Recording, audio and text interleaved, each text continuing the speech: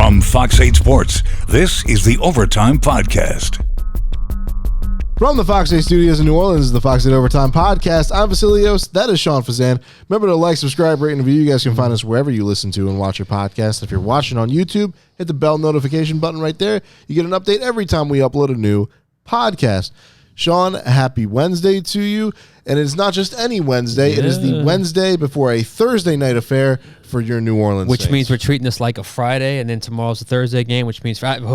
Got me all confused. But no, short week. We've had to pack a lot in this week, as the Saints have, as they prep for the LA Rams with Like Still Said. Be sure to like, share, rate, review, wherever you get your podcasts. Subscribe to the YouTube channel. Leave those comments. We know you love to agree with us on everything, so please let us know how much you agree on everything we say.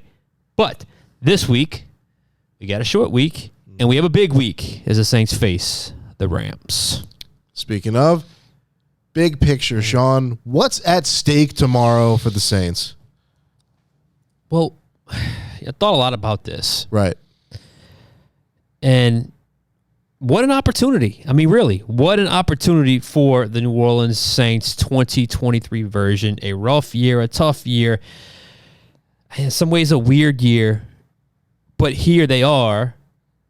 You can make the playoffs. The Saints can make the playoffs, and they don't need anyone's help to do it. It is all in their control. 7-7, as we said, certainly not great, but they were 5-9 at this point a season ago. They were about to head to Cleveland for that freezing cold game. It was so cold. We couldn't even travel out there. By the way, coincidentally, we're not traveling to L.A. as well, or at least I'm not for the L.A. game, but not for that reason, but it's a different reason.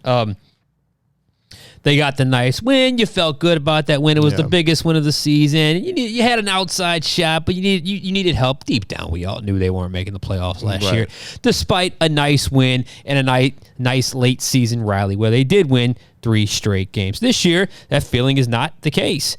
I know it's been a weird feeling because you expected more out of this season, but they have a chance to make the postseason, a much more realistic chance because of they're 7-7, not 5-9 like the worst season ago, and they have a chance because of who they play coming up. So it's all within their control.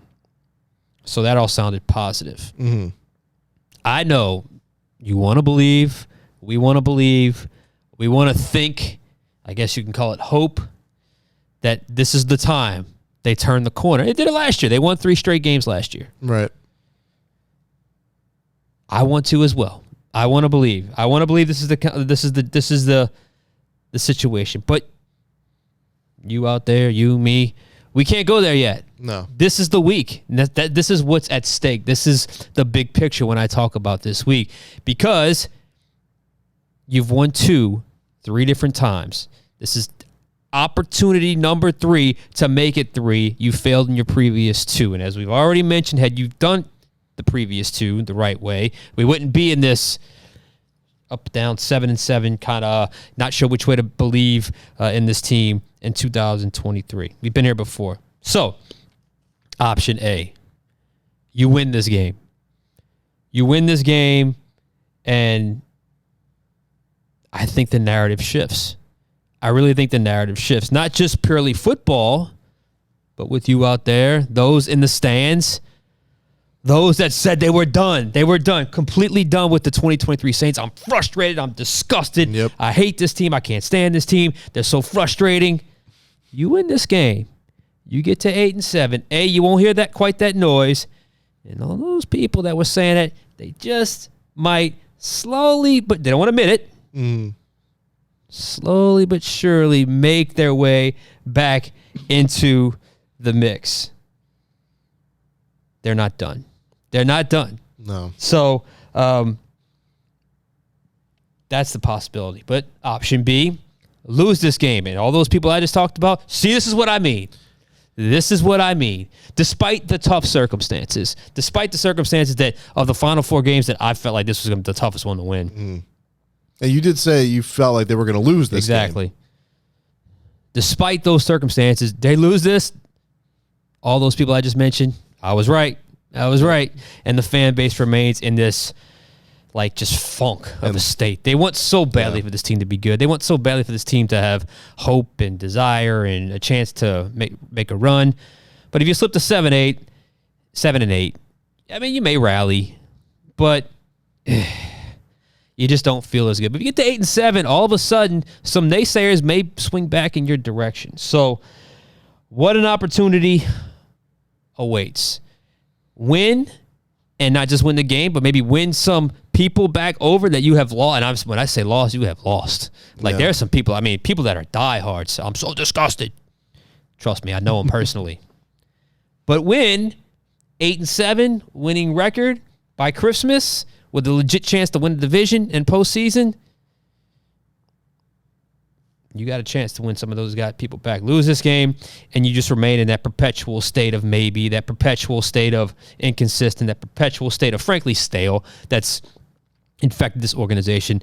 Not good enough, not necessarily bad enough, but you'd like to be one or the other, but you kind of remain in that mediocre state of mind. So, what an opportunity awaits the Saints as they head out to the West Coast to face the LA Rams.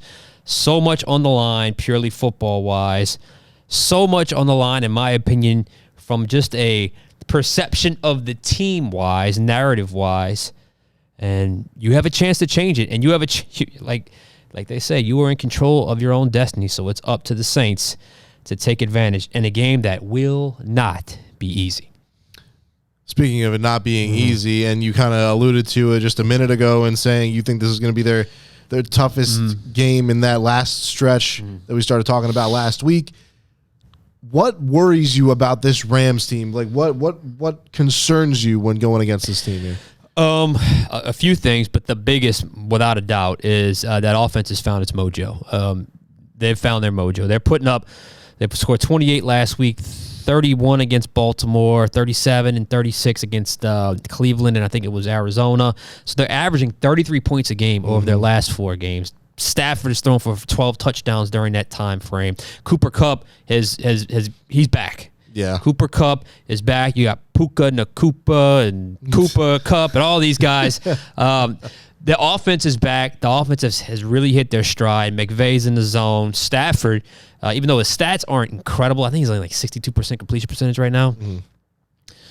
He's streaking right now. He's playing great ball right now. And when he does that, it could be a beautiful thing with that head coach and this offense. So my point is, the Saints are going to have to score a lot to win, in my opinion. I don't think they can win this game with 21 points. I think they're going to have to score upwards of 28 to 31 points in this game. It just hasn't happened much this season. So I don't necessarily think the Rams defense scares me. So I think the Saints offense can maintain that rhythm they had from a week ago. But I just don't know if they're going to be able to match it as much as the Rams are probably going to be able to do this week because they're in such a zone right now. So that's what scares me the most about the Saints-Rams is the fact that the Rams offense is rolling and the Saints are probably going to have to match score for score. There's a chance we could be talking about this pod, this post-game pod that we're going to have it on Thursday night, where the Saints offense played very well and still lost. That's what concerns me most is that the offense is finding its way, is getting better, and continuing that run of success, and it still won't be enough against LA because of how well their offense is doing. So that is my biggest concern heading into, what week are we in? 15? 16. Week 16 against in a battle of 2-7 and 7 teams. And look, the Rams have rallied because their season started off funky, man. It was bad. And I kind of wrote them off. Like I said, that Rams game in December is not going to be what it originally looked like it was going to be. Yeah, I think they're better than what their record states. I mean, like you said, Stafford's playing his best football of the season right now. He looks like the Stafford that won the Super Bowl a couple years ago. So, and it's going to be tough for this is a high-powered offense, like you mentioned. Yeah. They haven't exactly seen that in recent weeks. So this is going to be, can Demario Davis and the Saints defense keep that pacing like they had last week? And I'm curious what stays. Yes. Because to me, even if Cam's a little healthier, you got to stay with that pass rushing look. With that does not include him. Hopefully Demario, his body's rested and recovered after that just awesome game he had on Sunday. And it's just, who's ready, whose bodies are fresh and who's ready to go. So this is going to be, I think this might be it might be a decent game to watch. Yeah, I think so too. And not just one of those fluky Thursday games that always seems to happen. Certainly hoping not, but it's going to be the Saints are getting back a star, but they're also letting a star sit in this game tomorrow. Chris Olave, after missing last week, is going to be back, suited up for Thursday night, but they will be missing their starting right tackle in Ryan Ramczyk. What do you make of this player swap here? Well, I just talked about how the Saints are going to have to probably match scores. Getting Olave back will certainly help. Sure. One thing that I really liked last week, and I think the Saints did it out of necessity, though, was this multiple tight end set, the 12 and 13 personnel, 2 tight end sets versus 3 tight end sets. They used it a lot, and it gave the Giants a lot of trouble. I'll be very curious to see how they do that this week. But when you get Olave back, does that change some things from a personnel standpoint? I'm sure they've gone through all this with matchups. We talk about fresh players.